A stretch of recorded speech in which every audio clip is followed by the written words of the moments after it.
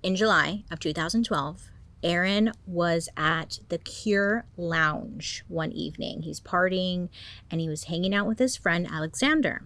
It was said at around 12:30 a.m. inside of the club, a guy named Daniel Diablo bumped into Aaron, causing him to spill his drink on himself. That was it, okay? And I guess that was enough to set Aaron off. Alexander said that Aaron was getting all riled up and that it was best if they just left the club. So the two of them leave the club and they're outside and Aaron is fuming. He can't freaking let it go.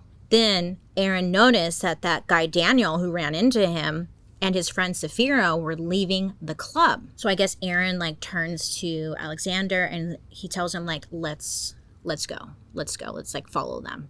So it's around 2:30 a.m.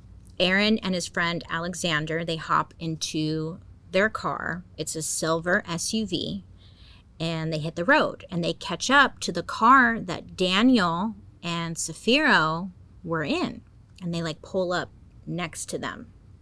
It's at a red light. Witnesses later testified that someone in Aaron's car had shouted at the other men saying what's up now? Whoa, just shouting at them and then screaming some racist stuff before firing 5 shots into the vehicle, which ended up killing both of the men. So the SUV with Aaron and his friend, they take off and they end up taking the SUV to Aaron's cousin's garage, Tanya, to keep it hidden for a while because they just freaking killed someone. So they're we need to hide the car. So naturally, police come out to the scene and investigate, figure out what the frick happened.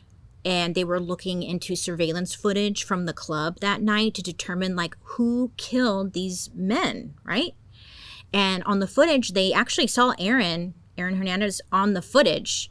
And at first, the police even said they just thought oh, what a coincidence.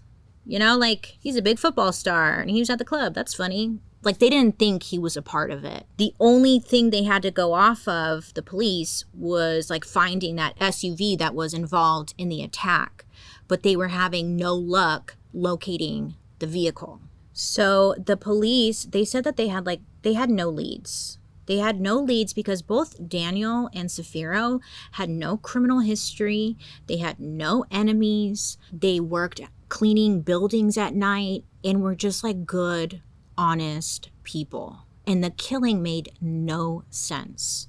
Now, the police, again, they were not looking into Aaron at this time because technically Aaron did not have a criminal record himself. Yes, he had those involvements earlier, but there was never any police reports made, so there was nothing on his record. And again, the police are he's a big football star. What would he have to do with this crime? The case kind of goes cold because they don't even know who they're looking for. It was really sad for the family. These men that got killed, they just seemed it was just so sad. They just seemed really good people and they got killed for literally no freaking reason. And the families, they were preparing to bury Daniel and Safiro side by side, in a Boston cemetery. And meanwhile, Aaron was off partying nothing happened. He was spotted within days of the murders riding jet skis with a bunch of his Bristol friends in a fancy harbor town of Newport, Rhode Island. He literally just killed 2 people, it's pretty wild.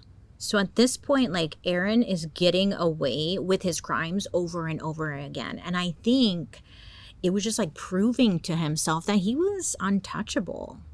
It seemed like he could get away with anything at this point.